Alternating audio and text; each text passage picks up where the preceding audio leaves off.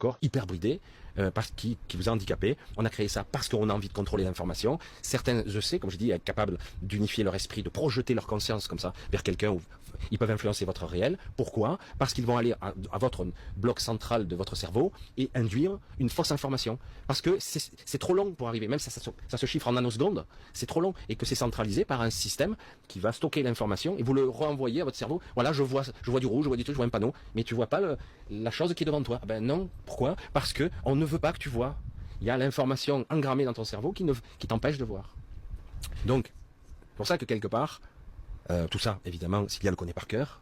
Elle le sait, elle l'a vécu, elle a vécu la souffrance. Parce qu'on pourrait se dire, ah, c'est une déesse, machin, ouais, c'est fabuleux. Ben, bon courage. Parce que ce qu'elle a subi, c'est inimaginable. Elle est d'une humilité et d'une beauté en plus, maintenant, encore affolante. Mais c'est vrai que quelque part, maintenant, après tout ce qui s'est passé, au contraire, je dis, mais en disant ça, c'est vrai que ici, dans ce monde-ci, on ressent le manque. Hein, je ressens le manque. Je ressens le vide, hein, l'amputation, le manque, etc. Comme vous, comme tout le monde, la souffrance.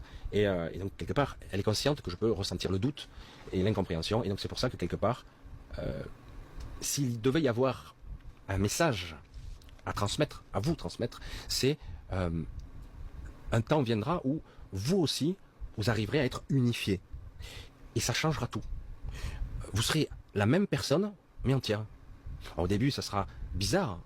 C'est comme un système qui se recalibre. Certains vivent des petites transformations comme ça déjà. Des connexions, des remises à zéro. L'ego, lui, il trie, il hurle. Non, je veux pas changer. T'as pas le choix, Toto, elle est bonne celle-là. Et surtout, c'est plus toi le centre. Toi, tu es censé être un outil. C'est terrible à dire ça. Parce que nous utilisons cette biologie, pour l'instant, comme véhicule. Hein. Et donc, quelque part, il devrait être à notre service, et pas l'inverse. Et c'est ça qui a été inversé, tout a été inversé.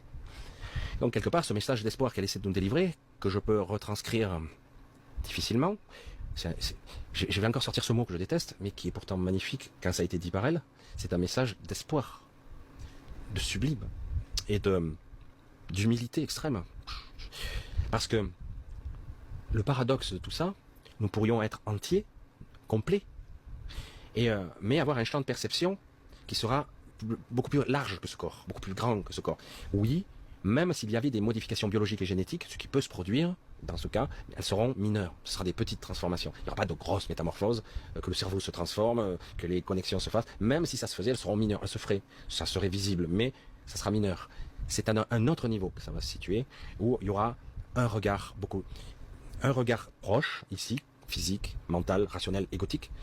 Mais il y a toujours omniprésent la grande présence qui est là. Et au lieu qu'elle soit loin, comme certains peuvent l'apercevoir de temps en temps, la ressentir, elle sera très très proche. Comment expliquer ça? Très très proche, et de plus en plus proche. À un moment donné, c'est une évidence. Ah, mais c'est Dieu. Non, c'est toi. Voilà, c'est toi, c'est juste toi. Et c'est bien suffisant. Et après, la connexion, la source, tout ça. Les ramifications, la compréhension. Voilà, c'est ça.